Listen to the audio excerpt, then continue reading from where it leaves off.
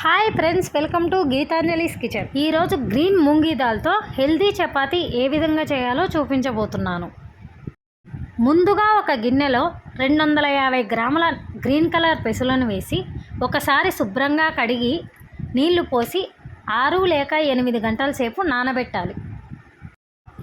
నానిన తర్వాత ఒక మిక్సీ జార్లోకి తీసుకొని ఒక సన్నగా తరిగిన ఆనియను, 1 టేబుల్ స్పూన్ సోంపు, 1 టేబుల్ స్పూన్ అల్లం, 8 లేక 9 తెల్లవాయలు, 2 సన్నగా తరిగిన పచ్చిమిర్చి, 1 టేబుల్ స్పూన్ క్యారెట్ ముక్కలు అన్నీ వేసి మెత్తగా గ్రైండ్ చేయాలి.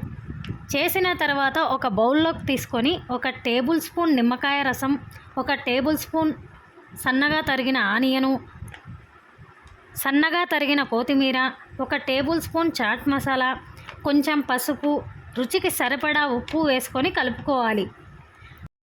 కలుపుకున్న తర్వాత 2 కప్పుల గోధుమ పిండిని వేసి 2 స్పూన్ల ఆయిల్ వేసుకొని కలుపుకొని 10 నిమిషాలు పక్కన ఉంచుకోవాలి. 10 నిమిషాల తర్వాత ఒకసారి కలిపి చిన్న చిన్న ఉంటలుగా తీసుకొని రోల్ చేయాలి.